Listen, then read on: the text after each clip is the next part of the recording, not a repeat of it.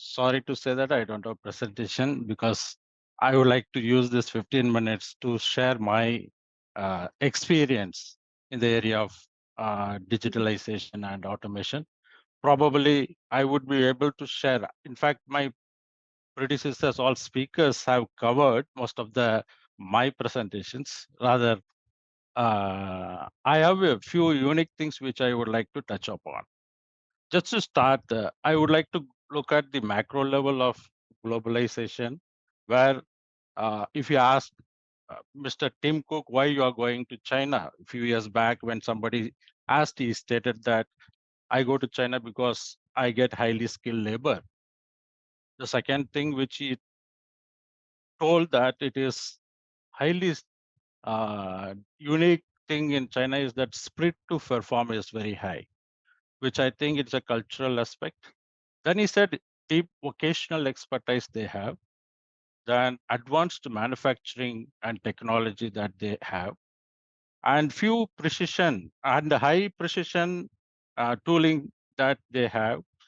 And also he said high quality and standards. Earlier, when we say China product, we think of low quality, but today the scenario is completely 180-degree got changed. If you look at any product that you use today is all from China, including the Apple phone, and you call it any laptop, any MacBook, anything you call it all from China. And it's high quality and standards. But above all that, he said that the digital competency that China has is something unique and also fast facing. Hence, Tim Cook said that we choose China as an advantage. Maybe due to the recent wars, few things got shifted from China, but nevertheless, the truth of the matter remains same, that there is a spirit to perform culturally, which is probably not there in India. I am sorry to say that, because I have handled all blue collar and white collar. We work normally under supervision, and it is not really highly productive. Even the productivity data, if you look at China versus India today, there is a huge gap. And China today pays high wages. Also, the productivity is very high. Whereas we pay high wages, the productivity is low. The statistics says. Hence, it is important that how this digital will help us to improve the productivity. And I am sure that India is also going digital in every aspect of life. And when Mr. Rakesh Sharin covered, he bucketed into three areas, one for students, one for faculty, and for the corporate. I would say that he said very aptly that how ethically that we have to perform business, how ethically we need to use these improvements and developments and innovations. And it is very, very important that how ethically that we need to adhere to the norms. Secondly, when Mr. Dr. Dev presented the employee cycle in HR, coming to HR area or HR function, I would say there are lot of interventions and a lot of automation is happening, and also it helps everyone in our walk of life. And Selvin covered every aspects like recruitment to retirement, all the cycle he covered. Nevertheless, I will state few examples from my experience. Even before recruitment, how we source the applications, candidates, AI helps a lot in identifying the right talent. May not be from the attitude perspective, maybe from the skill and knowledge perspective, from qualification perspective, and the JD is there, and it is able to shortlist the right candidate for you, so that your time for sourcing it comes down heavily. In fact, if you spend for one CV half an hour time, it is in a minute you get the CV shortlisted by the AI technology. Similarly, if you look at recruitments, we use talent acquisition, we use, which I think Mr. Dev also Selvin covered, how we use on recruitment and all.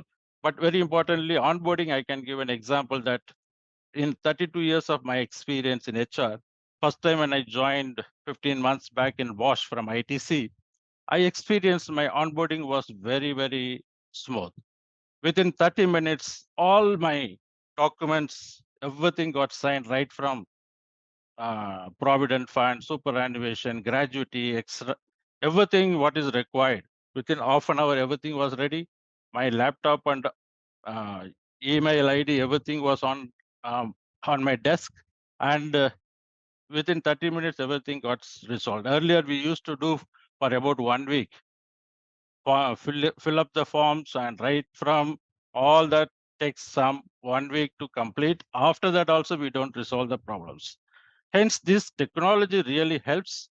I would say that it is helping. Yes. Is there any human touch? Probably that area we need to address separately by HR. Similarly, if you look at learning and development, today I learn many things. If it is a basic awareness program, I learned through WBT. When I say WBT, it is web-based training, which is quite enough, and I am able to do complaints training. I am able to understand the labor laws, everything on board, on through online. So these are all the things that today in learning it's happening. Employee well-being, all our health data is being stored in a system, and it helps a lot to identify the risk of the individuals and also uh, the life cycle of the individual, which is really empowered. The doctors are empowered to use the AI technology so that it helps the individual's well-being also is taken care in organization. Similarly, if you look at HR chatbots, I'm able to connect with people immediately, not necessarily that I have to wait. And if somebody is ready, free, and I can get connected and get resolved the issues. And more importantly, being I am in charge for complaints, the complaints tools, which has been automated today through various third-party vendors, and the risk mitigation is very high today, which helps that you don't violate the law and also you comply what is required. And you are also alerted, alarmed on time so that you don't miss out anything.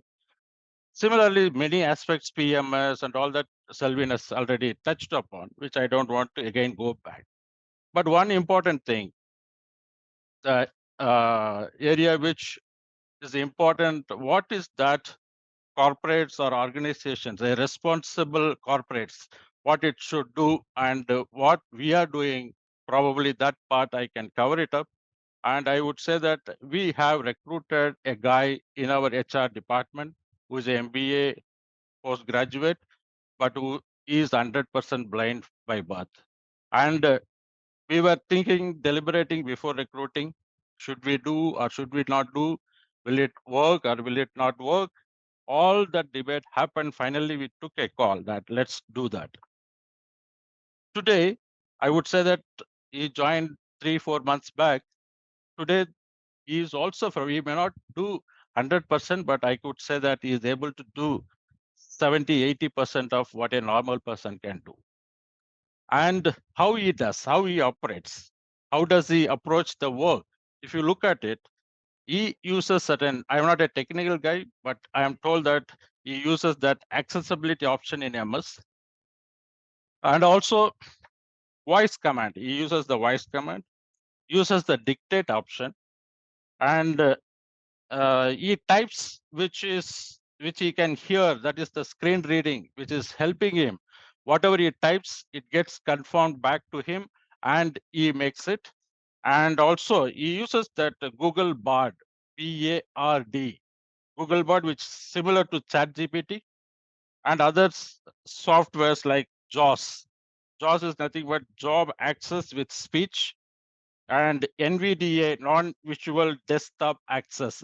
These are the certain things is used by him to perform his regular duties, which I think as a responsible corporate, we are supposed to encourage, help the PWD people or person with disability, which is also one of the key important aspects in our DEI portfolio in the space of diversity, equity, and inclusiveness, which I think is paramount for any responsible organization, not only in India, globally, because these are the people needs to be taken care by a responsible corporate, which is also one of the major important HR social work job that I feel which is paramount for all of you, which I think as a DNA, when Tim Cook says that I'm going to China because of X, Y, Z, probably you should come back to India because of that